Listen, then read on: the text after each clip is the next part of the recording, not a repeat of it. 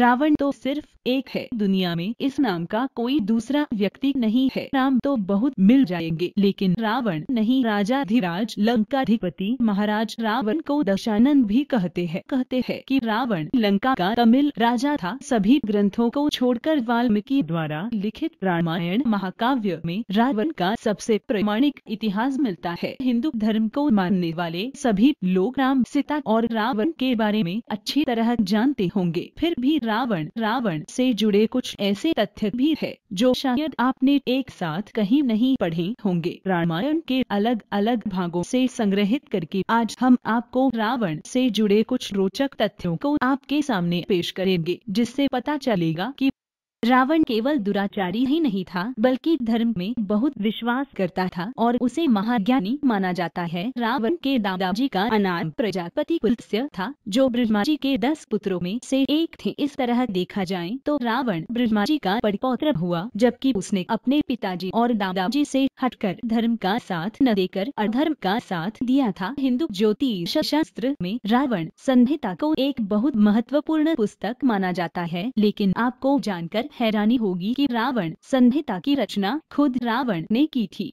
रामायण में एक जगह यह भी बताया गया है कि रावण में भगवान राम के लिए यज्ञ किया था। वो यज्ञ करना रावण के लिए बहुत जरूरी था, क्योंकि लंका तक पहुंचने के लिए जब राम जी की सेना ने पुल बनाना शुरू किया था, तब शिव जी का आशीर्वाद पाने से पहले उसको राम जी का आराधना करनी पड़ी थी। रावण तीनों लोगों का स्वामी था और उसने न केवल इंद्र लोक बल्कि भूलोक के भी एक बड़े हिस्से को अपने असुरों की ताकत बढ़ाने के लिए कब्जा किया था। रावण अपने समय का सबसे बड़ा विद्वान माना जाता है और रामायण में बताया गया है कि जब रावण मृत्यु शैया पर लेटा हुआ था, तब राम जी ने लक्ष्मण को उसके पास बैठने को कहा था, ताकि वो मरने से पहले उनको राजपाट चलान।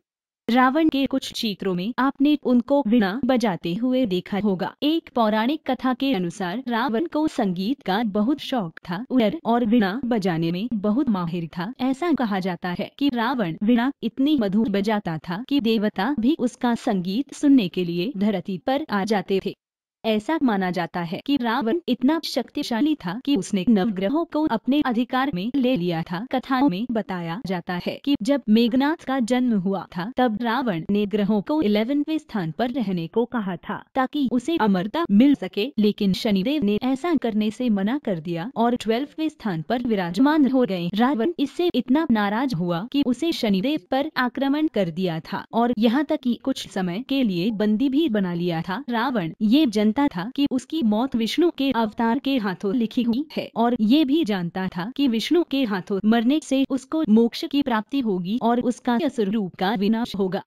हमने रावण के 10 सिरों की कहानियाँ सुनी होगी। इसमें 2 प्रकार के मत है। एक मत के अनुसार रावण के 10 सिर नहीं थे, जबकि वो केवल एक 9 मोतियों की माला से बना एक ब्रह्म था, जिसको उसकी माता ने दिया था। दूसरे मत के अनुसार जो प्रचलित है कि जब रावण शिव जी को प्रसन्न करने के लिए घोर तप कर रहा था, तब रावण ने खुद अपने सिर को धड़ से अलग कर दिया था। जब शिव जी ने उसकी भक्ति देखी तो उससे प्रसन्न होकर हर टुकड़े से एक सिर बना दिया था, जो उसके 10 सर थे।